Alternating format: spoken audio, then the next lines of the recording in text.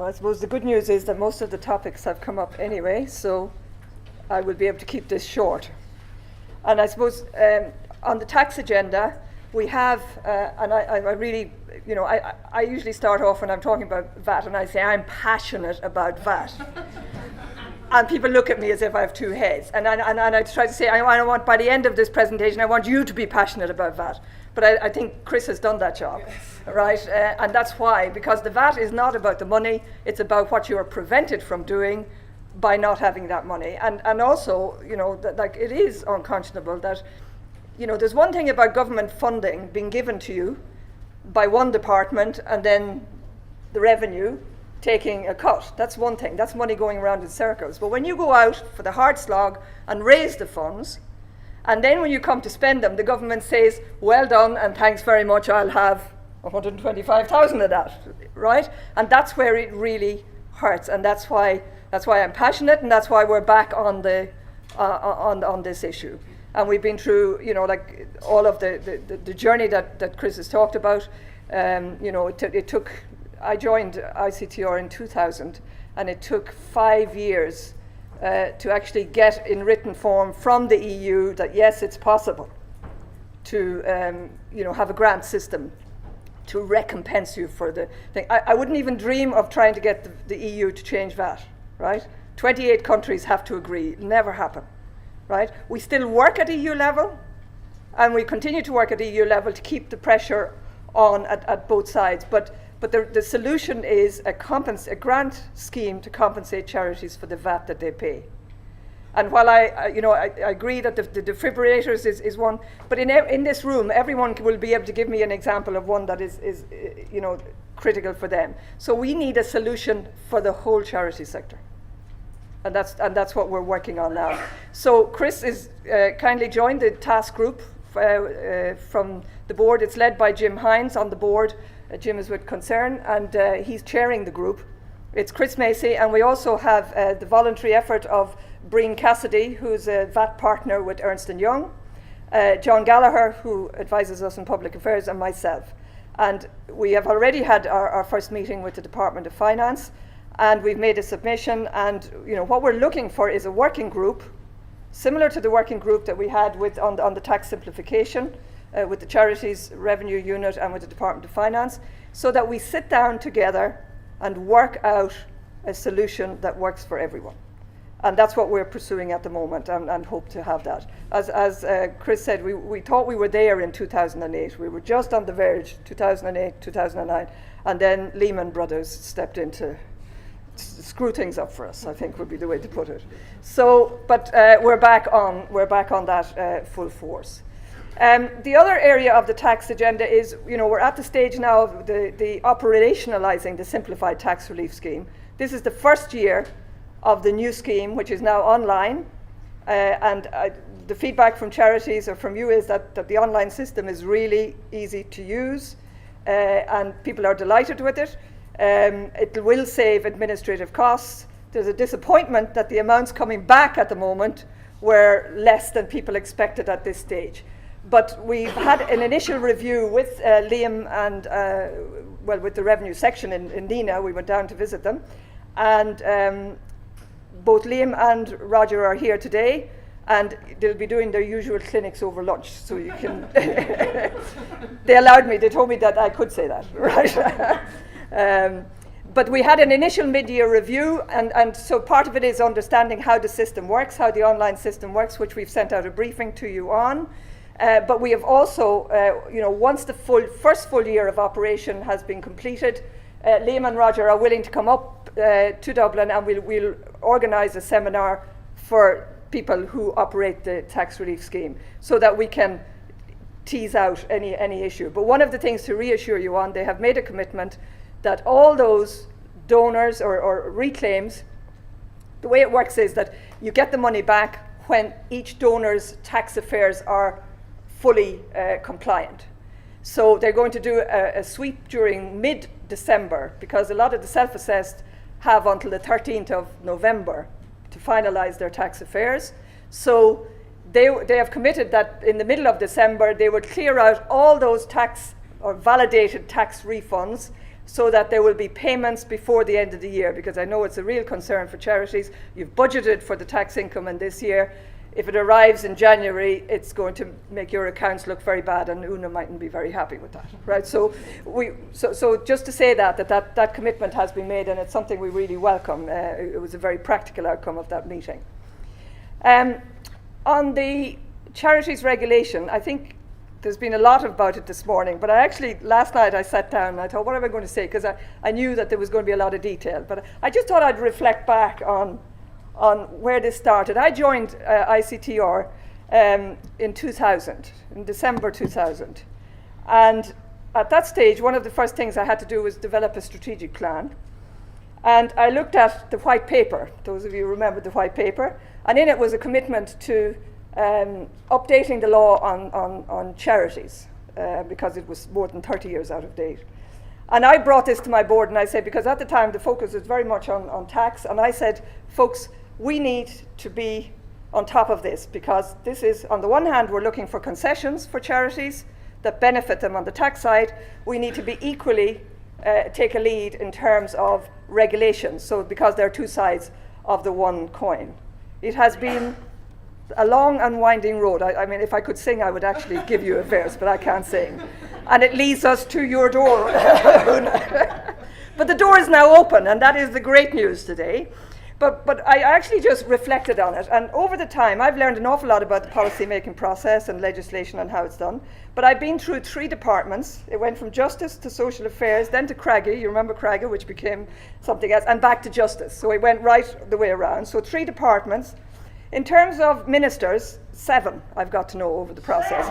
3 ministers of state. Well, it's probably actually 6, because one of them got promoted from being a Minister of State over time. So it was Nola Hearn, Pat Carey and John Curran as Ministers of State at the department. And then it was Eamon O'Keefe as the Senior Minister. Then Pat Carey got promoted to being Senior Minister. That was handy, because I knew him as junior. And then Minister Alan Shatter, who we had here a couple of years ago. And then today, Francis Fitzgerald. So this got to know all of these people through the process. 3 Secretary Generals. Right, there was Jerry Carney, there was Joe Hamill, and then Brian Purcell in Justice. 3 principal officers, Rady Redmond, Terry Dunn, and now Una. Well, she was then, she's now CEO. 3 APOs, we had Terry Dunn, I couldn't remember the first name, but I know his surname was Ahern. But, and Anne Delaney. And HEOs, Linda, who now has moved over to the Department of Environment. So I've got to know her again through that role. But, and 3 general elections, right?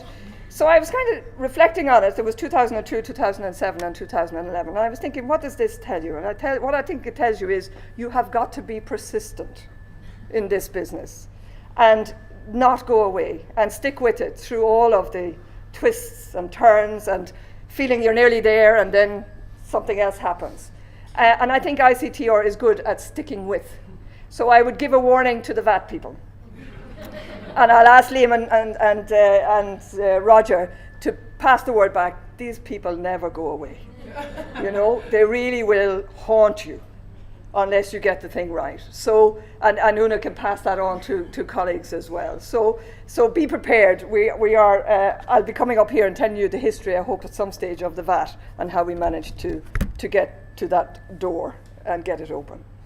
I suppose I think one of the big things for me, I went on and looked at the register. I have to confess, and I have to confess to Roger and Liam, I never notified them when we moved address. And it was only when I was talking, I said, oh my God, because I looked up our reference, and here's the old address out in Inchicore. And I thought, here's me, I'm always telling charities, you must let the revenue know. So as Kathleen said, nobody's perfect. But I suppose the other piece is it's still about willing transparency versus compliance, and I think this, this was well made. The point by the Archbishop and by Donald, by Kathleen, by all of the speakers, that we don't need to wait to just be compliant. Don't know what's happening there, but that the triple lock, as we see it, is the guiding principles for fundraising, the governance code for the C&V sector, and the charity SORP on fundraising. That's the triple lock. If you are working within those 3 frameworks, you are safe, is what I would say. You won't have any worries. And that's really what our while it's that one, is it? Okay. While the the reporting regulations haven't been developed, I mean, ICTR will hold up for charities of a certain scale. Obviously, for very small charities, it may not be appropriate, but the charity SORP is the model that we should all be compliant with. Just to say to you, where are we with the guiding principles for fundraising? And 155 charities are signed up. Now, those 155 account for total income of, the guts of €1 billion, or 29% of the income of the top 400 charities. But as you can see, there's still a long way to go in terms of full compliance with that. As a result of all the, the headlines, I've been standing here every year and saying, are you going to wait? Do you remember my speech? I say, are you going to wait until it's in the headlines before you do anything? And the answer is yes. And it was in the headlines 3 weeks after our conference last year. And I suppose one of the things that we felt was that there was a lot of unfair coverage and unbalance. But I think, that issue has been well dealt with today. But what we said was, what can we do in response to this? So we had a series of seminars with CEOs of ICTR members, and said, here's what we can offer you because of our very limited resources. Here's what we can offer you, provided you can fund it. And people stepped up to the mark, and we have embarked on a media and political engagement campaign where we're talking to the media and the politicians to try and rebalance the narrative and get because some of it was very simplistic, and we're trying to get, a bit more balance. Now, what we're finding with the media is that, well, basically they're telling us that they are strapped as well. Their resources have been cut. They have a 24-hour news cycle. Basically, they want stories. They don't want briefings. They want stories. They want headlines. And, one of the journalists said to us, well, CEO salaries makes a good headline. The public like it. So, I mean, that's what we are going to be up against. But they are under a lot of pressure to just keep stories coming. I mean, I was talking to Anya Lawler at one stage and saying, she said, there's a whole section of the newsroom in RTE that is now empty. And they were the people who would have been doing the investigation behind stories and where you could get the balance. So we're not going to be guaranteed balance. We're going to have to deal with this as best we can. But we are engaging and taking them on. On the politician side, it's very interesting. I think the message we've been getting is that that politicians recognize that really there was a lot of grandstanding, and a lack of balance over the coverage at the time, so that there's a real sense of them being open to briefings and wanting to meet with us and wanting to get the story and actually being critical of some of the coverage. So, and that we've just started that process by probably end of May, June, and that is our idea is that we run that right through for the next 12 to 18 months, and we're focusing on the next election because that's obviously not that far away.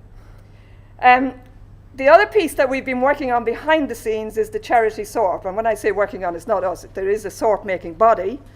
But because Ireland it's voluntary in Ireland and we're not part of the SORP making body, the Charity Commission and the Office of the Scottish Charity Regulator, who formed the SORP making body, have been liaising with us in relation to ensuring that the revised SORP is designed with Irish charity law and company law in mind, and we have provided that liaison with them. They've also obviously been liaising directly with the regulators, as you would expect, but ICTR has been very involved in that, and the great news is that the new SORP has been published 2014. This time last year we organised the consultation on the draft SORP, and we had a full house, 450 people.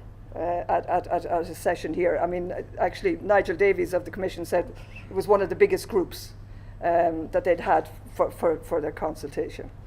And that is based on the new reporting standard that everyone has to apply. It's an accounting standard that is now the new UK and Irish GAAP, or it replaces UK and Irish GAAP. When you read your audited accounts and it says these are prepared under UK and Irish GAAP, there's a new standard. That standard is FRS 102, and the SORP is an interpretation for public benefit entities, which charities are, of that standard. So that's why we're saying, look, even if, I predict that ultimately that will become the standard. Why would we start all over again in Ireland when Northern Ireland is adopting it, Scotland has it, England has it? It doesn't make sense otherwise. So be prepared, get doing it now, and it's not that difficult.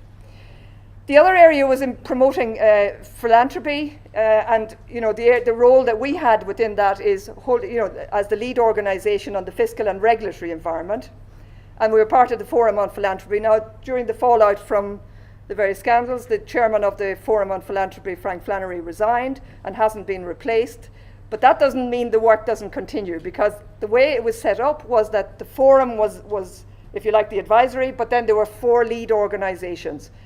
Philanthropy Ireland on the giving campaign, ICTR on the fiscal and regulatory, Fundraising Ireland on education and promoting fundraising, and a new organisation, the Social Innovation Fund, which was about trying to develop new money into philanthropy to kind of replace what we know is moving out.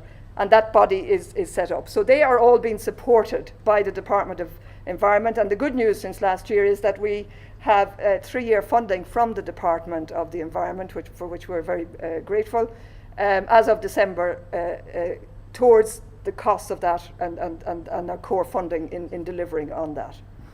And that means then that the board and ICTR have met their target, which is that, and in terms of our own independence, is that we have 1/3 from member fees, 1/3 from philanthropy, and 1/3 from the exchequer, and we've actually hit that target. So that's a bit of good news for the end. So I think I'll leave it there, and I suppose our plans for next year is VAT, and more VAT. Charities regulation, we will obviously work with the CRA in terms of the consultations.